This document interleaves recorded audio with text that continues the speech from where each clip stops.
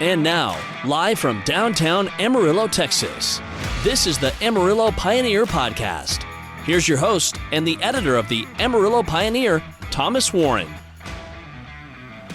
Well, thank you guys so much for listening again tonight. We are talking with another candidate who is running in your May election cycle. I can't believe we're almost to that election, but here we are to another May election cycle. And this year, 3 seats are up for grabs on the Amarillo College Board of Regents.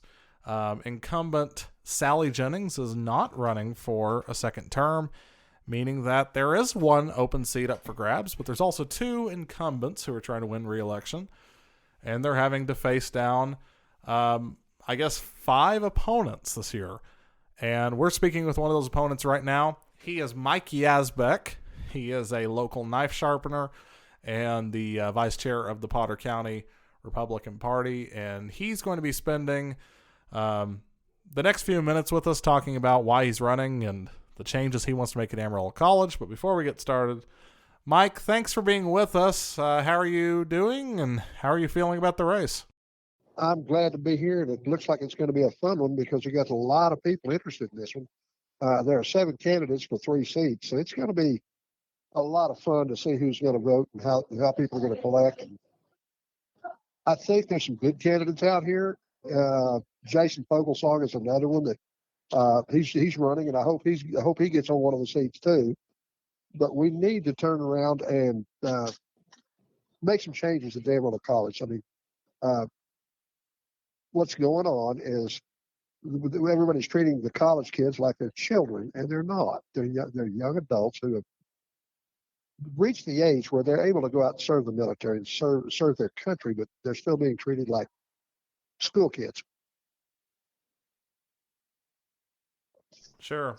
So tell us a little bit about yourself and what got you into this race in the first place. Well, I have always been interested in politics ever since the 1970s. Actually, longer than that. When I was a kid, we had a state representative, Brian Poff. He was from the other side over there, from the Democrat. But he was our baseball coach one summer over at Paramount Baptist. And because he took interest in us, it interested me in, well, maybe what does this guy do? I worked on a couple of his election campaigns. I worked on Morris Overstreet's campaign back in before 2000 when he was running for 47th District. I've worked on campaigns off and on, but I've never really thought about running. But then I was sitting up in Newburgh, New York, back in December. I had a day off from doing the Santa Claus gig up there, and I was looking at George Washington's headquarters from the Revolutionary War. And so I took the little tour. It's a $7 tour, and they let me sit behind his desk. And sitting behind this desk, it hit me that that's where all the decisions were made that allow us to do what we're doing right now, which is to run for office, which is to represent the people and do what we need to do to listen to the people instead of being a bunch of people that were treated like children by somebody across the water.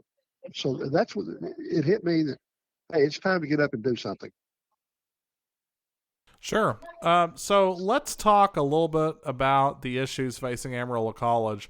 What do you think is the most pressing issue facing AC right now, and how are you going to address it if you get elected? Well, the most pressing issue to me is getting these kids to teach them how to think, not what to think.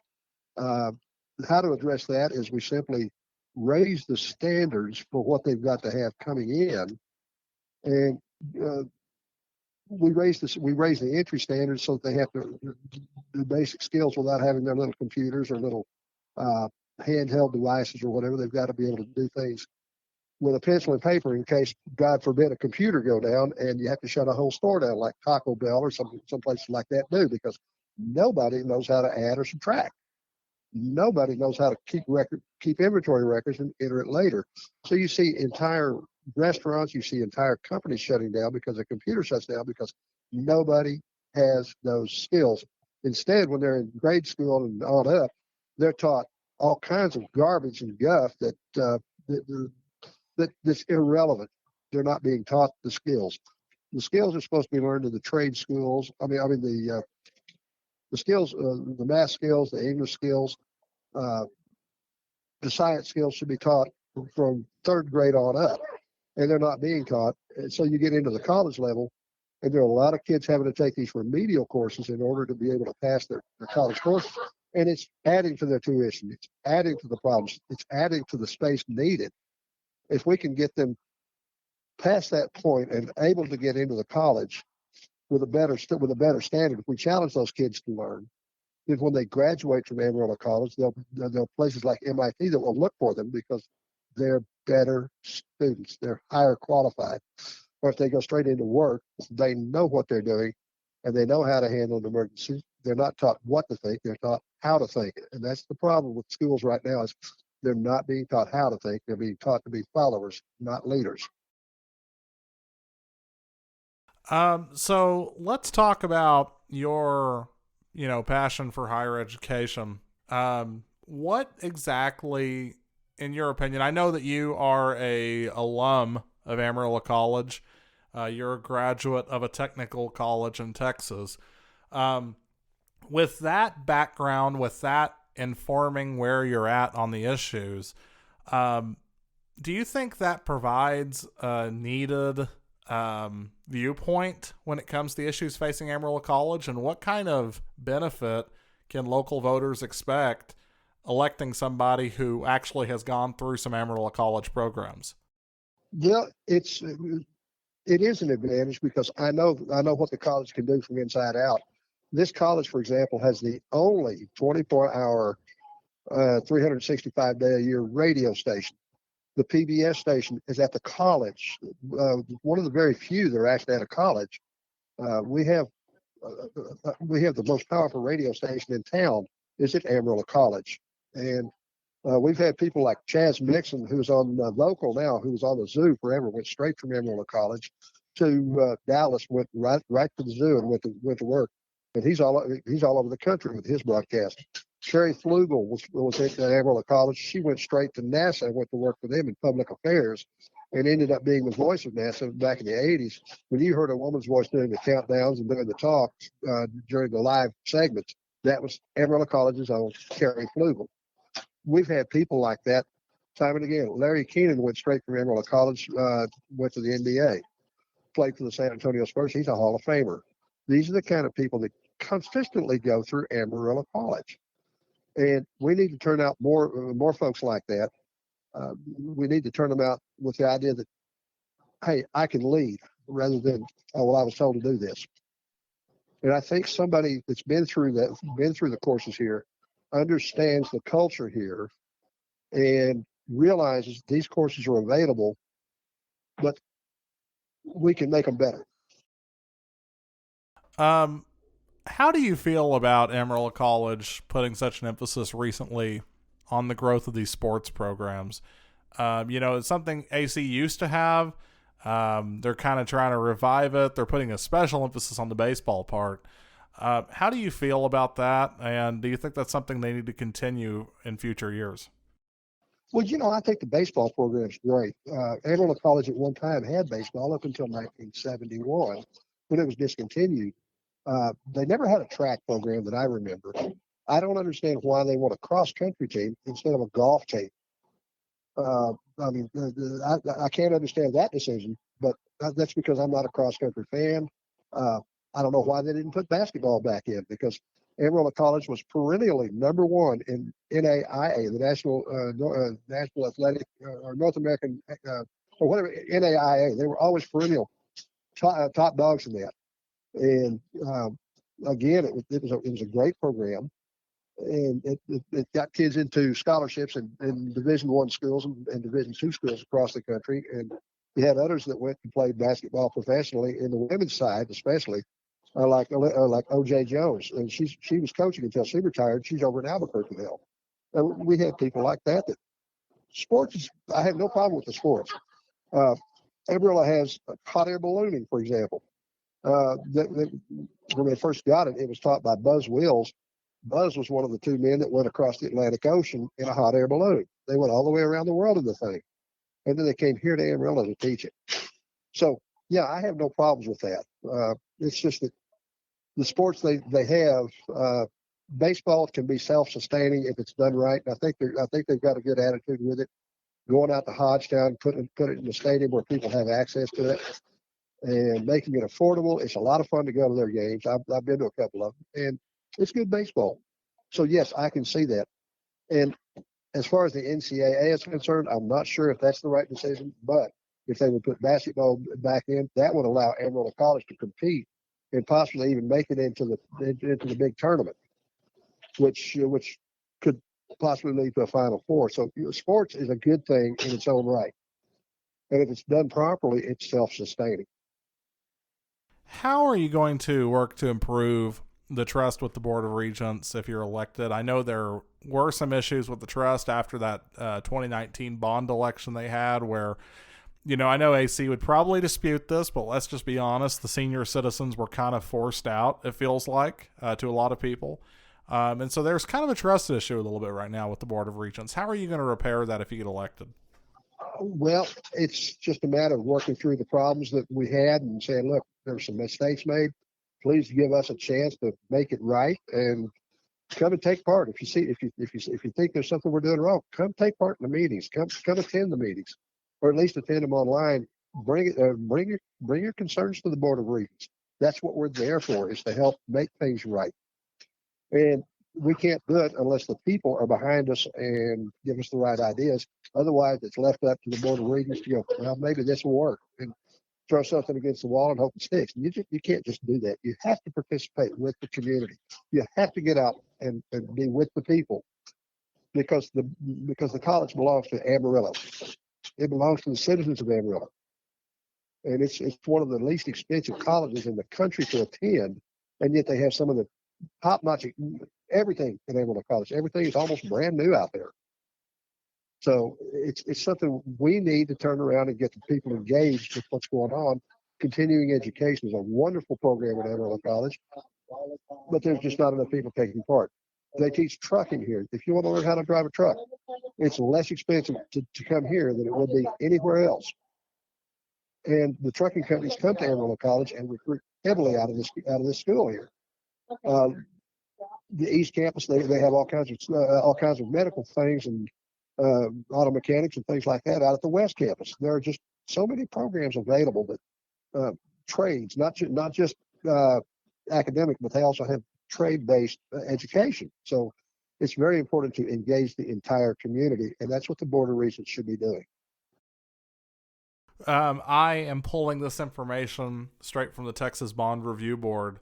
According to this right now, there is approximately $156 million in outstanding debt for Amarillo College. And, this wasn't going to be the last debt issuance they did in 2019. Government entities kind of seem like they're addicted to debt in Texas. And, that's an issue that local governments are going to have to work through. In your opinion, Amarillo College, let's say you have the president, you have the staff, somebody comes to the Board of Regents and says, hey, we really need to issue debt for, X project or anything like that. Are debt issuances even on the table for you if you get elected to the Board of Regents? Is that something you would even consider to fund the operations of the college? If it's necessary, we have to do it. We have to do it. If it's not necessary, that's the first question. This is the smell test right here. Is this absolutely necessary, or is there another way? If there's another way, then we find the other way. There again, it comes down to corporate sponsorships and engaging with the community to get these programs sponsored. Donations, alumni donations, things like this. Foundations, there are organizations out there that can help fund these things without having to go through all of this debt. Why? Why do we have all this debt? Because somebody wants that debt. Somebody's making money servicing that debt. Why do we need to go in further into debt? Who's paying for this? Do we need this debt? Is it absolutely necessary to continue the operation of the college? Is it going to improve the education, or is it just simply going to put another building up? Or is it going to just spend money? What are we doing with this money? And that's the hard question we have to answer. And being in love with our friends here at the various places that actually pay the bills at the college, the donors and people like that. It's hard to tell them, no, we can't do this right now. And we know you like the service, this debt, but we can't take this debt right now. We can't afford it. So we have to be. Some debt is necessary, but a lot of it is superfluous. And if it's not necessary, we don't need it.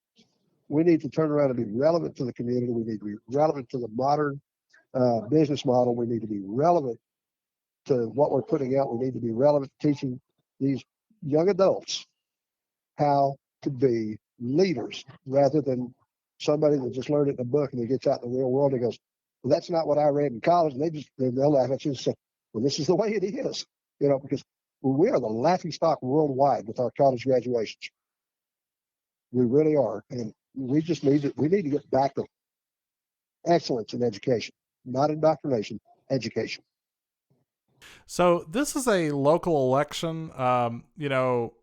Whenever we do this podcast, we've had candidates running for governor and for Senate and, even for president on here. And our listeners are probably already kind of familiar with those people. But this is a local election. And even though you are a neighbor to the people listening to this, they might not know who you are. And win or lose, y'all are still going to have to live in the same city. So I have a few questions. These are just kind of some lightning round questions. So quick answers, please. But hopefully these questions are going to allow people to get to know you a little bit better. Sound good? Okay. Okay. So what's your favorite thing about Amarillo? The fact that it's home. I mean, Amarillo, everybody seems to know everybody. And if you don't know everybody, it won't take long till you meet them. If you want to go somewhere that's basically the center of the country, we're world famous. There are more songs about Amarillo than any other city in the world, period, other than Jerusalem. I mean, you have to go to the churches to turn around and go to that. But as far as secular music, more songs have been written about Amarillo or mention Amarillo than any other city in the country. What's your favorite restaurant in Amarillo, and what's your go-to order when you go there? Oh, let me see. I've got three of them. Number one is Braceros. My go-to order there is either enchiladas or the